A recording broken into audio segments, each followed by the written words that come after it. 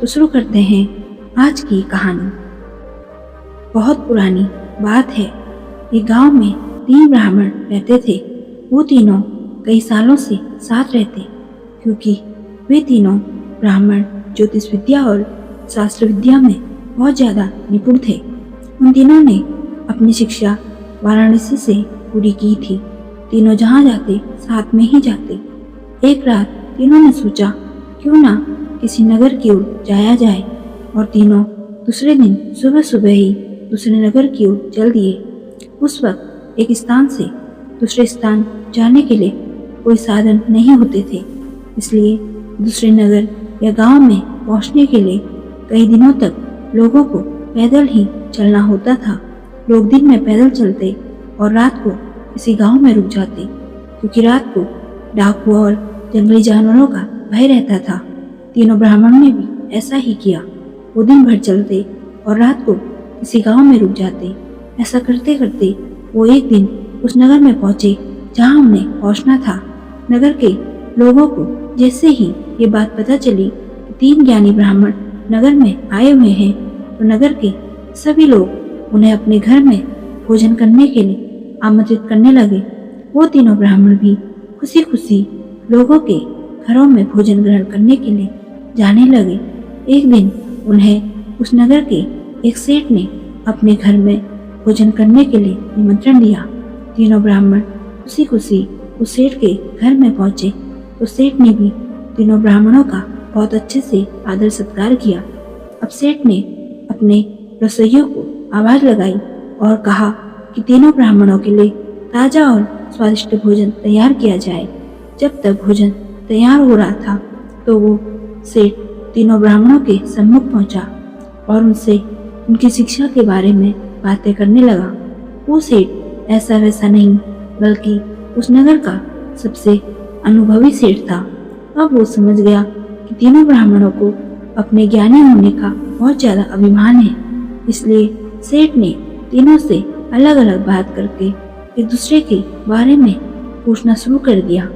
अंत में जो उत्तर मिले वो सेठ के मन को चुभ गए। सेठ ने सोचा कि तीनों ब्राह्मण वाराणसी जैसी जगह से शिक्षा ग्रहण करके आए हैं, कई सालों तक एक साथ रहे हैं, तीनों बहुत ज्यादा ज्ञानी भी हैं, परंतु तीनों ने एक दूसरे का सम्मान करना नहीं सीखा है। तीनों ब्राह्मणों के मन में एक दूसरे के प्रति जलन की भावना है। वो ऐसा सोच ही रहा था तो सेठ के रसोइये ने आवाज दी कि भोजन तैयार हो चुका है, ब्राह्मणों को भोजन ग्रहण करने के लिए रसोई में बुलाइए।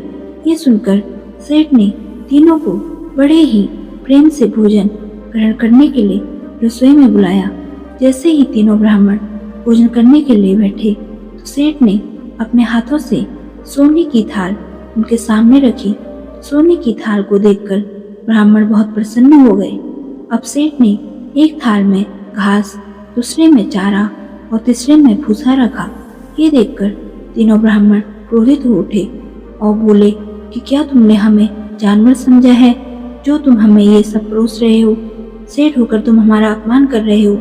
तब सेठ ने बड़े ही धैर्यपूर्वक कहा कि इसमें मेरी कोई गलती नहीं है।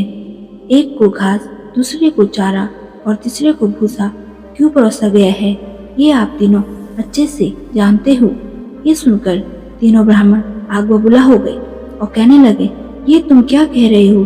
तब सेठ ने कहा, जब मैंने आप तीनों से एक दूसरे के बारे में पूछा था, तो एक ने दूसरे से कहा कि वो तो बैल है, दूसरे ने तीसरे से कहा कि वो तो गधा है, और तीसरे ने पहले से कहा कि वो तो घोड़ा है। आप तीनों ने ही एक दूसरे को जानवर बोला है। तब मैंने उसी हिसाब से आप तीनों की थाल में घास, चारा और भूसा परोसा है। सेठ की बातों को सुनते ही तीनों ब्राह्मणों ने अपना सिर शर्म से नीचे झुका दिया। उन्हें अपनी गलती का पछतावा हुआ और तीनों ने सेठ से माफी मांगी। एक दूसरे के प्रति अपने मन में चिढ़ और जलन की भावना रखने के लिए दुख भी जताया। सेठ ने तीनों को माफ किया और कहा कि अब कभी भी अपने ज्ञान का घमंड मत करना और ना ही एक दूसरे के प्रति मन में जलन और चिढ़ की भावना रखना।